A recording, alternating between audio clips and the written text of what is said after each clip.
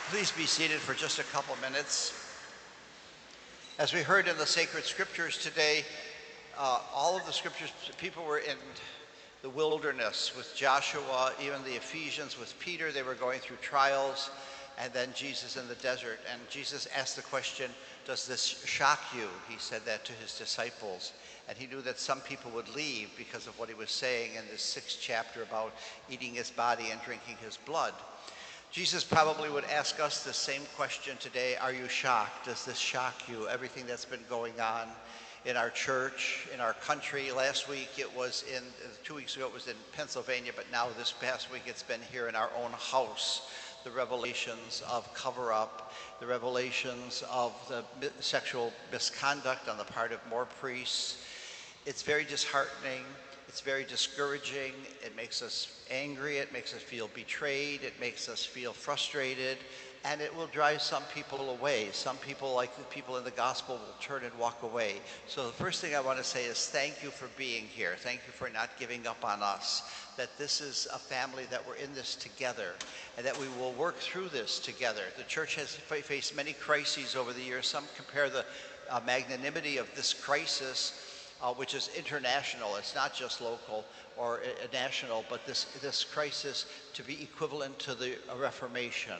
And we knew after that God led us into a new age. The Holy Spirit will be with us. We may have a church that doesn't look anything like the church we know and love now, but there will be different forms of being church probably. It's happened in the past and will continue to happen. So that's the first thing I want to say is thank you for not giving up on us, and thank you for being here. We're looking to have an open forum sometime in early September where people can come and express their feelings and their frustration or their concerns. We'll try to get that word out, how we're going to organize that. The second thing I want to say is another issue that came up this past week that has gotten quite a bit of publicity, and that was the fact that Catholic Charity is now ending its adoption program and also its foster care program. Some of the information there was incomplete. It wasn't just a local regional decision. There has been a policy since 2006 that the American bishops put out saying that Catholic institutions cannot do same-sex adoptions. Catholic Charities did so few adoptions, and they didn't really have a litmus test if people came. They didn't ask them what their sexual orientation was, but they've received pressure in the past a couple weeks, some very hateful pressure that people were going to tell the world that they were not following Catholic doctrine on this, Catholic procedures. So they were kind of backed into a corner, and they have to follow this right now. So it's unfortunate because, again, the ones who will suffer are the children, the innocent children who have been placed in these foster care. So we have to pray for them especially. And unfortunately, a remark was made that was picked up in the paper, a remark by one of the officials from Catholic Charities that children flourish better in a home with two parents of different genders, in other words, with a mother and a father. The fact is that data shows that that's not true. Hawaii was the first state to do same-sex adoptions, and they've been following these students for a couple of decades, and it shows that not only do they do as well as children in double-gender families, but sometimes they excel, or often they excel because they're given so much love and care. What's important is not the gender of the parents. What's important is the love and the care and the support that they create in their home for their children.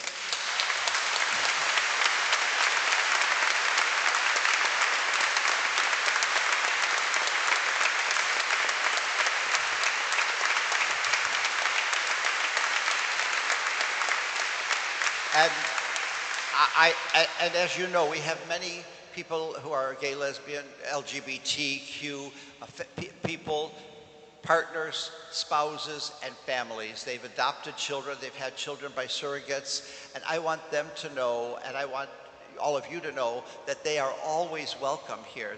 We do not reject anybody in this community. And we want them to know